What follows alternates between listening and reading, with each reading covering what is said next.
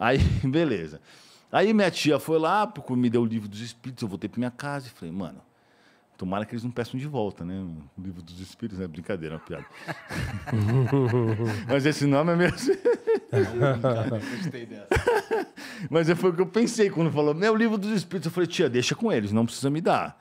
Deixa com eles, eu não quero ler ele, não. Aí, eu levei pra minha casa o livro dos espíritos. E eram 5 horas da manhã. Comecei a ler o livro, e eu tive a sensação de que, tipo, que mudei de plano dimensional. Aí, nesse momento, aconteceu, acho que uma expansão da minha consciência e minha vida mudou de um dia pro outro. E aí, mesmo assim, eu ainda fiquei desconfiado. Eu ainda pensava, eu posso estar ficando louco. Porque não tem lógica. Porque tudo bem, todo mundo vê, todo mundo ouve, eu não vejo, não ouço. Como é que eu vou saber?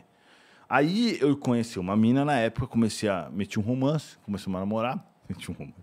E aí, a mina era, tipo, nova, tinha 17 anos.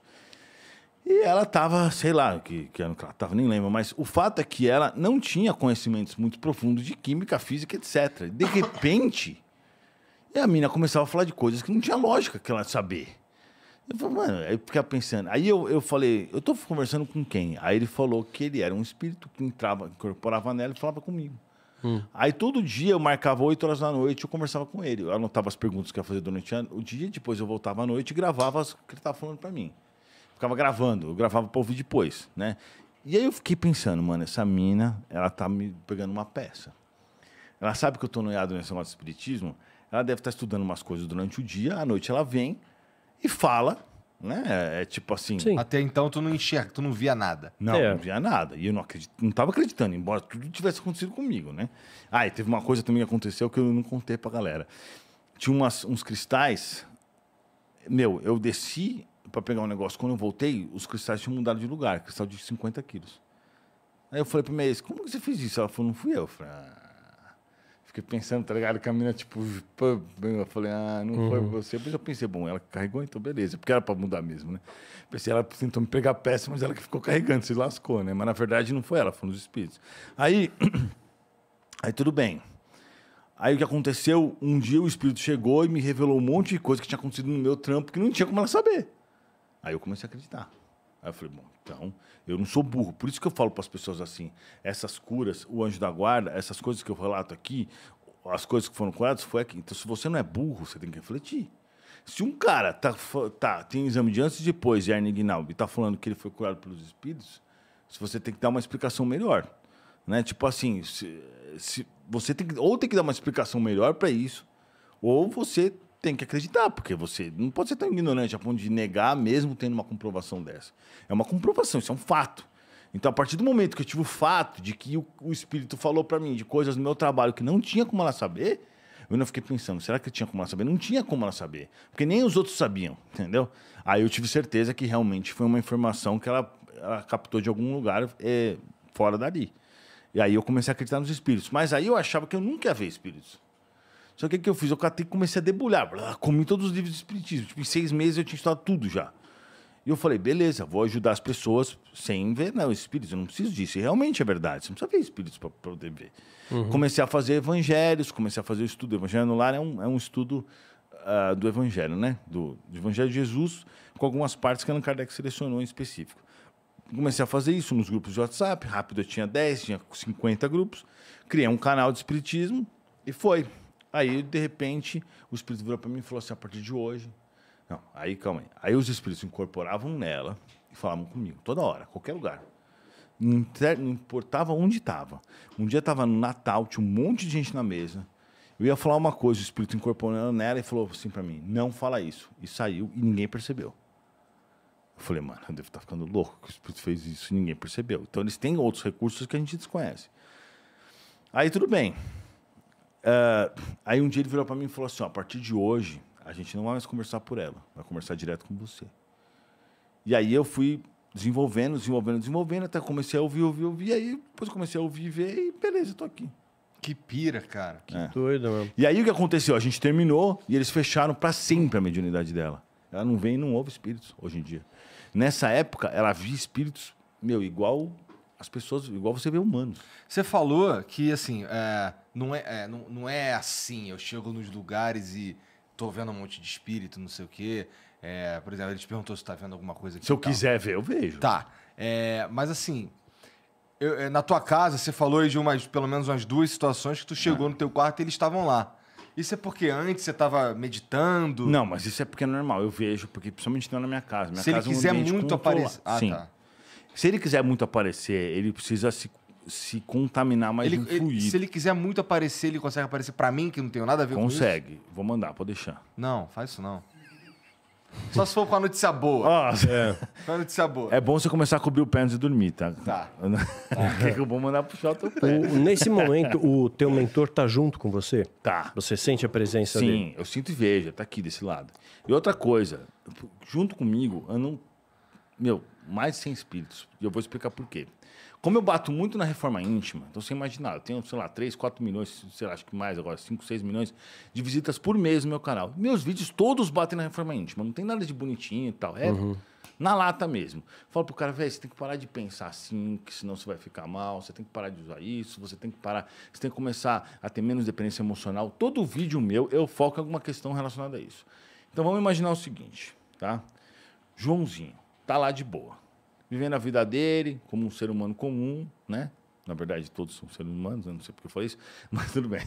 Aí, ele começa a assistir o meu canal, meio que por acidente, porque é engraçado que as pessoas relatam assim, Eduardo, eu tava passando assim no TikTok, de repente travou, eu não conseguia nem ir pra frente nem pra trás. Aí eu tive que clicar pra ver o que era. Aí eu conheci seu canal. Muita gente relata essas coisas assim. Do nada apareceu seu vídeo, do nada, é muito comum isso. E aí, ele começou a assistir meus vídeos. E ele começou a perceber que algumas coisas que ele fazia não era muito legal para ele. Porque a gente não acha que é errado, né? Quando você não tem essa consciência, você não acha que é errado. Não sei o Daniel, mas quando eu não tinha essa base, eu achava, cara, normal fazer as coisas que eu faço. Você entra na misericórdia de Deus. Você não tem um conhecimento. Você não tem o conhecimento. Sim, então sim. você acha que não tem nada demais você fazer aquilo. Eu influenciei, Você não foi ensinado aquilo. Eu fazia você não aprendeu. festas open bar, velho. Putz, mano, que teve. Graças a Deus eu fiz poucas, mas eu fiz umas festas open bar que, até hoje, quando a galera me encontra na rua e fala: quando que vai ter de novo tua festa? Faz, tipo, 15 anos isso, tá ligado? 10 anos faz, os caras querem que eu faça outra festa daquela. Então, tipo, hoje eu sei que foi errado, porque eu incentivei um monte de gente a ficar loucaço. Eu quero bebida à vontade, nossa, era assim. Mas hoje eu não faria isso, óbvio, mas na época eu achava que não tinha nada demais, porque eu não tinha essa consciência nenhuma, né? Sim. E aí, tudo bem. Aí você pega esse Joãozinho, ele começa a perceber, ele começa a ver, por exemplo, em relação ao sexo. Uma pessoa que transa com outra fica 6 meses com a energia da outra. 6 meses. E as pessoas não têm muito essa consciência. Vai lá e transa com uma pessoa, e a mina transou com um cara no sábado, na segunda-feira ela vai ficar meio na bad. Porque ela carregou essa energia. No sábado ela não vai ficar na bad, porque ela tá lá no rolê, tá se divertindo. Então, isso é algo que é complicado. E aí ela começa a perceber isso, eu sei, porque as pessoas me encontram na rua e falam isso pra mim. Ela começa a perceber que isso que eu falei tem sentido e começa a se cuidar. O cara começa a se cuidar. E aí o que acontece? O obsessor, que até então vivia lá de boa na casa dele, que não é um obsessor que quer o mal dele diretamente, mas é um obsessor que quer curtir com ele, que quer fumar a maconha dele, ou que quer beber, ou que quer transar, ou que quer fazer algo do gênero, ou que quer, por exemplo, tem que às vezes coisa besta, ficar vendo filme de terror, ou coisas que ficam ajudando o espírito a ganhar energia ruim, ele fica bravo pra caramba. Ele vira pro brother dele e fala assim, mano, eu já ouvi falar que esse tal de espiritismo ferra com a gente, né? Ou até o cristianismo que o Daniel pratica, não importa a religião. Estou falando no meu caso porque eu sou espírita.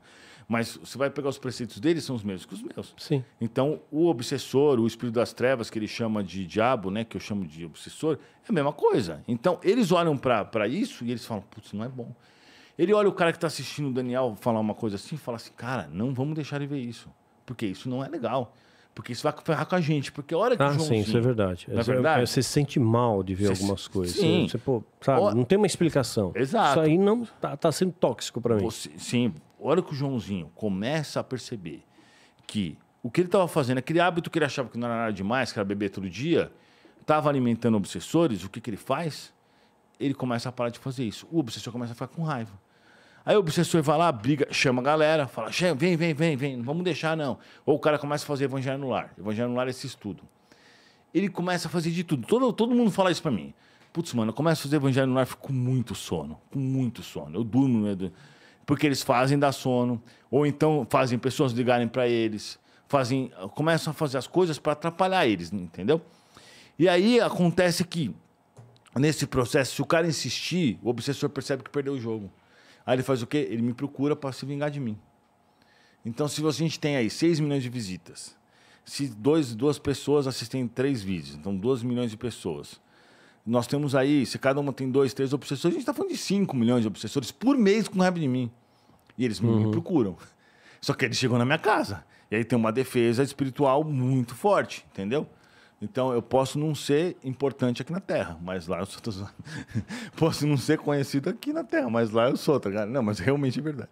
Porque aí que acontece? Tem várias faixas de guardas. Então o que eu vejo muito na minha casa são guardas. Muitos. Sim. Muitos. Porque eles têm que lidar com essa situação. Eles também têm. Sim, a Bíblia fala disso. Esses espíritos querem Eu tenho certeza, jeito. tem uma guarda em meu torno, na minha casa, com protesto. Exato. Então, na minha casa, eu me sinto melhor porque tá menos. Então, por isso que eu moro num lugar. Eu mudei para um apartamento agora, caríssimo o apartamento. Eu achei um absurdo. Meu mentor falou assim: que é o melhor lugar? Para que a gente tem a praia, o rio, não tem montanha dos lados, não tem como atrapalhar tanto a gente. Então, não importa se é caro, importa que para a gente é o melhor lugar para a gente trabalhar, para poder se proteger um pouco mais. É um por andar, então não tem vizinho dos lados. Eles têm que se proteger. Então, isso existe, mas isso existe não só comigo. Isso existe para todo mundo que faz o bem ou que faz algo que seja que pode ser atazanado. Senão, imagina só, o Papa. Tudo bem que o Papa vira e mexe, faz um monte de besteira, mas assim, ele nunca ia conseguir, por exemplo, dar um sermão com esses espíritos obsessores atrapalhando. Quando você é atacado por esses caras sem a proteção, é difícil. Quando eu comecei a ouvir espíritos, olha o que aconteceu. Um dia eu acordei, tinha um monte de capeta do meu lado. Um monte, uns 6. E eles ficavam na minha cabeça, me dando vontade. Esse que é o problema, eles fazem você ter vontade. Então eu tava lá conversando com meu amigo, policial, que ele tava com a arma. Os caras vão tirar a arma dele e atira nele. E começa a te dar vontade de fazer isso. É horrível isso. E tipo assim, meus amigos espirituais tinham desaparecido e estavam apenas os capetinhas do lado. E eu passei 4 dias com esses caras. Os caras me enchendo o saco o tempo inteiro. Eu já passei meses com esses caras. Mas eu acredito plenamente, plenamente. E os caras me enchiam o saco. Só que a diferença é que você ouve o pensamento. Eu ouvi os caras falando. Então, no tempo inteiro, os caras do meu lado. Os caras falavam assim, vai dar errado, seu idiota. Os caras me mexiam comigo, me provocavam. Faziam tentar eu fazer alguma coisa errada. Ficavam falando que o carro ia bater. Putz, isso era chato demais. Vai bater, olha, vai bater. E aí, tipo assim, ficavam criando... Nossa, que nóia, meu. Muito chato. Eu ia dormir, os caras travavam minha respiração. Eu passei uns 4 dias de inferno, não aguentava mais. Só que chegou uma hora que eu comecei a fiscalizar tanto o que eu pensava e a fiscalizar tanto como eu me sentia, porque quanto mais nervoso, com raiva, triste você fica, mais eles avançam em você. Mas eles conseguem sintonizar com você. Você dá matéria-prima, né? Exato, é o que eles querem. Eles querem isso. Então, hospedeiro. Eles vão tentar fazer você ter remorso, eles vão tentar fazer você ficar triste, eles vão tentar fazer você cair. Porque a hora que você cai, aí eles morrem mesmo. Aí eles conseguem ligar até no seu cérebro e dar a informação que eles quiserem. Então, quando passou esse período que eu aprendi na marra a me controlar, porque eu percebi que eu me controlava, eu estava ferrado. Porque eles começaram a causar tanta confusão na minha cabeça que eu perdi a noção de que era segunda, terça, quinta. Eles começaram eu falava coisa que não tinha lógica, mas aí passou uns dias, eu comecei a perceber como se safar disso e acabou. Quando acabou, eles foram embora. Meu mentor tirou. Ele fez isso de propósito para que eu aprendesse a lidar com essas situações.